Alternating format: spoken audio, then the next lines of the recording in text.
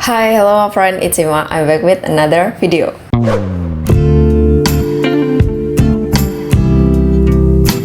Oke, jadi untuk video kali ini di sini aku bakalan ngobrolin tentang college video, dan seperti judulnya, kali ini aku bakalan ngebahas tentang PKM atau program kreativitas mahasiswa. Mungkin kalau misalkan saat ini kalian udah kuliah, kalian udah familiar banget sama istilah PKM atau program kreativitas mahasiswa, di mana program ini dikhususkan untuk mahasiswa dalam menyalurkan potensi selama kalian kuliah untuk masyarakat.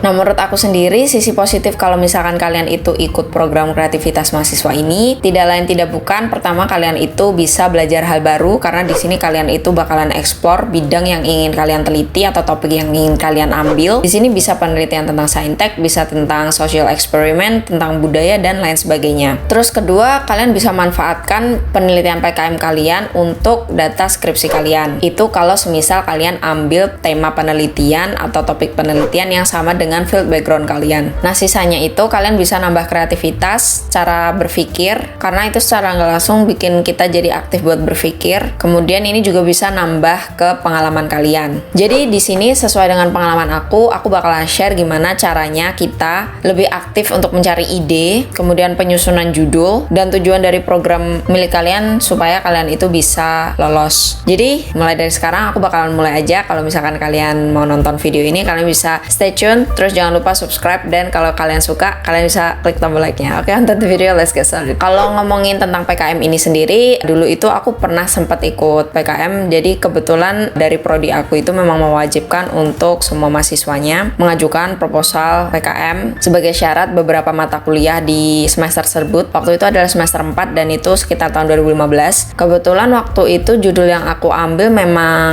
sesuai sama field background aku, yaitu pertanian, dan kebetulan lolos juga. Terus kalau ngomongin tentang bikin proposal, well sebenarnya aku itu sempat dapat mata kuliah mengenai metodologi dan rancangan penelitian. Aku lupa nama mata kuliahnya apa, tapi yang jelas itu tentang perencanaan metodologi penelitian kayak gitu. Jadi ini ilmu dari dosen aku, dan aku itu sering banget pakai aku pakai buat bikin proposal penelitian, kayak proposal PKM itu, terus kemudian proposal penelitian skripsiku, terus beberapa esai dan lain-lain. Aku selalu pakai ilmu ini kayak gitu. Nah, jujur bukuku yang ada catatan dari beliau itu tuh udah nggak tahu kemana, terus aku cari-cari juga nggak tahu kemana. Jadi aku di sini bakalan share yang aku masih ingat aja dari sisa-sisa memori yang udah ada. Aku bakalan kasih tahu ke kalian semua tentang ide penelitian, gimana sih caranya kita itu bisa dapet ide penelitian sampai akhirnya kita itu bisa bikin judul dan perancangannya atau metodologinya. Ngomong-ngomong tentang ide penelitian atau penelitian PKM ini, semua penelitian itu pasti mencakup yang namanya judul, kemudian ada summaries, kemudian ada rumusan masalah,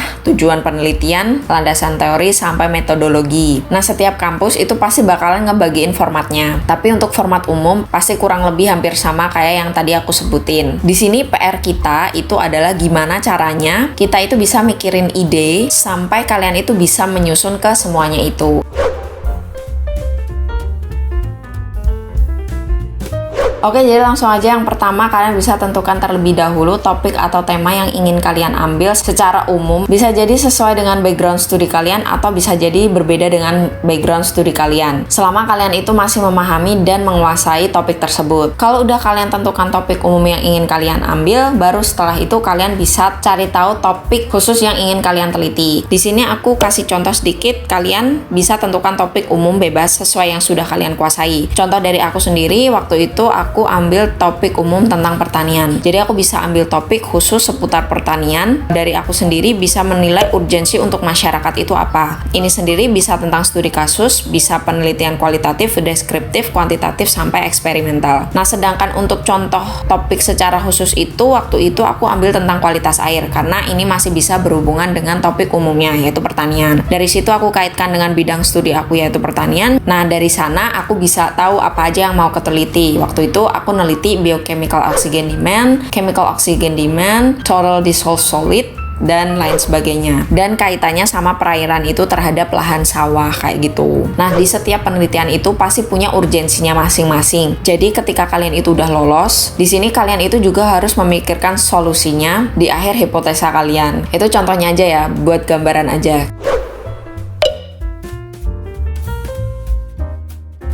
Nah, yang kedua, kalau kalian udah tentukan topik umum dan topik khususnya itu apa, baru kalian itu cari jurnal-jurnal atau referensi yang bersangkutan. Bisa jurnal, bisa buku, bisa proceeding, bisa paper, dan lain sebagainya, dimana itu semua valid datanya. Karena kalau misalkan kalian itu nggak baca referensi, kalian juga akan bingung mencari ide penelitian kayak gitu. Dari semua yang kalian baca itu, kalian bandingkan satu persatu. Di antara kesemuanya, manakah yang belum pernah diteliti sama sekali. Nah, jadi tugas kalian di sini itu adalah kalian harus cari keterbaruan dari penelitian yang mau kalian ambil. Dari referensi-referensi yang udah kalian baca tersebut, kalian bisa coba untuk modifikasi dari kombinasi atau dosis atau metode yang ingin kalian pakai dan bisa kalian modifikasi. Jadi mencari keterbaruan itu enggak melulu kalian itu harus cari yang sesuatu yang benar-benar baru, benar-benar dari nol.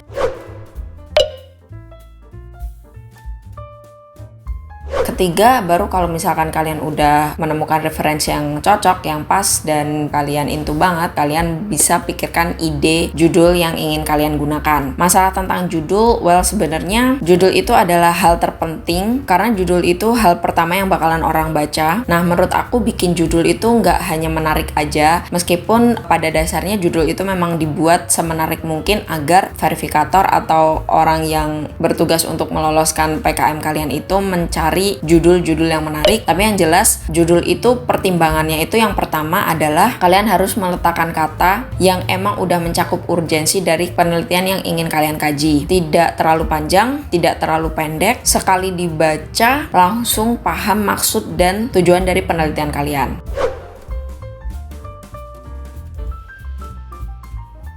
Kemudian ke latar belakang penelitian. Untuk latar belakang ini adalah bagian pertama yang paling penting di sebuah penelitian. Latar belakang berupa beberapa paragraf yang tersusun dari masalah serta solusi yang ingin kalian tawarkan dalam penelitian kalian. Kebanyakan orang suka bingung buat bikin narasi di bagian latar belakang ini, termasuk juga aku. Jadi aku bakalan bahas secara singkat aja. Diawali dengan poin pertama, kalian bisa bahas secara jelas mengenai fenomena alam ataupun sosial yang terjadi dan berkaitan dengan penelitian kalian. Fenomena ini yang akan memicu sebuah kegelisahan atas sebuah masalah di kehidupan nyata. Untuk poin kedua, kalian bisa fokus ke sumber masalah yang terjadi, penyebab dan akar permasalahan itu kenapa bisa terjadi. Kalian bisa sertakan sitasi untuk mendukung statement yang udah kalian tulis. Selanjutnya, kalian baru bisa mengenalkan solusi yang ingin kalian kaji. Kalian jelaskan kenapa solusi ini bisa penting untuk mencegah terjadinya masalah tersebut. Kemudian, di poin terakhir, kalian bisa sertakan statement kenapa penelitian ini perlu dilakukan ataupun dikaji. Pada poin ini berisi tentang solusi yang ingin kalian tawarkan dan apa harapan dari penelitian ini dan mengapa harus kalian lakukan. Jadi kalian mikirnya jangan terlalu pusing-pusing, karena sebenarnya ketika kalian itu udah sering baca jurnal dari referensi yang udah kalian kumpulkan itu, ketika kalian mau bikin judul itu nggak akan terlalu susah-susah amat.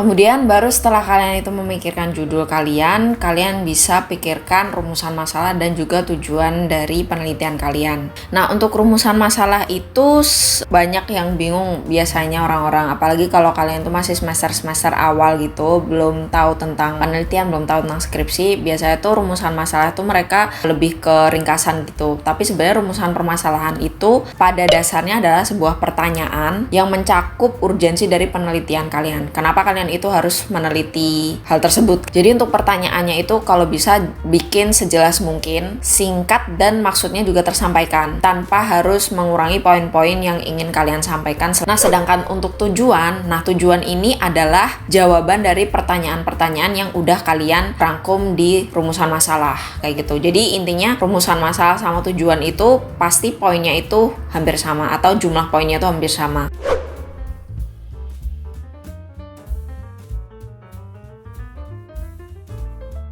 Lanjut, setelah kalian udah tahu menentukan rumusan masalahnya dan juga tujuan penelitian, kalian baru cantumkan landasan teori atau referensi-referensi yang udah kalian baca yang sesuai dengan topik yang kalian ambil. Untuk landasan teori ini jelas berisikan sitasi, bisa berupa jurnal, bisa berupa buku, bisa berupa proceeding, paper, atau penelitian-penelitian sebelumnya yang emang mendukung penelitian dari kalian atau penelitian yang sedang kalian kaji kayak gitu. Kok sedang kalian kaji sih? Yang ingin kalian kaji, karena ini masih proposal ya.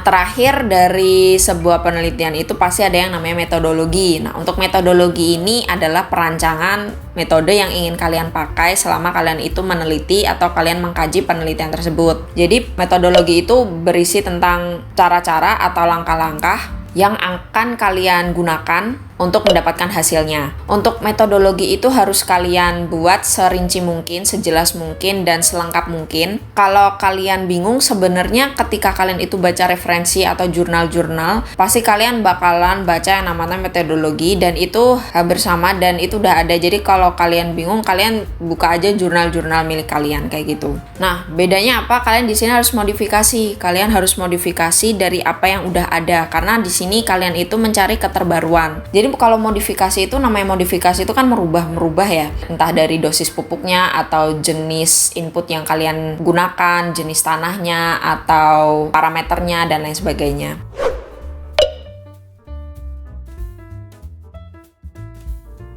Baru kalau misalkan kalian udah pikirkan semuanya, mulai dari judul, rumusan masalah, tujuan, kemudian metodologi, kalian bisa simpulkan melalui summaries. Jadi summaries itu berisikan ringkasan terhadap penelitian yang ingin kalian kaji, yang berisi keseluruhan proposal yang udah kalian bikin. Di sana biasanya itu lebih ke paragraf, dan per paragrafnya itu terdapat poin-poin yang ingin kalian kaji atau ingin kalian teliti kayak gitu. Biasanya summaries itu ditaruh di paling depan gitu, di setelah judul, jadi itu ada summaries. Jadi intinya kalau misalkan bikin penelitian PKM pasti akan melalui tahap-tahap pembuatan ide proposal, dan hampir rata-rata ide proposal itu hampir sama formatnya. Kalau misal kita bingung mau bikin penelitian apa, ya kita harus emang sering-sering baca jurnal, baca buku, baca referensi untuk tahu apa yang emang ingin kalian sampaikan ke masyarakat gitu, keterbaruan apa yang ingin kalian sampaikan, keterbaruan apa yang ingin kalian sajikan, dan emang urgensinya itu penting buat masyarakat kayak gitu. Oke, jadi untuk videonya mungkin kayak gitu dulu aja. Kalau kalian pengen diskusi, kalian bisa komentar di bawah, nanti kita bisa diskusi bareng. Semoga videonya bermanfaat, dan buat kalian yang sekarang ini lagi ngajuin PKM, semoga PKM-nya bisa lolos. Gitu dulu aja. Thank you for watching this video. I hope you guys enjoy, and I'll see you in the next video. Bye bye.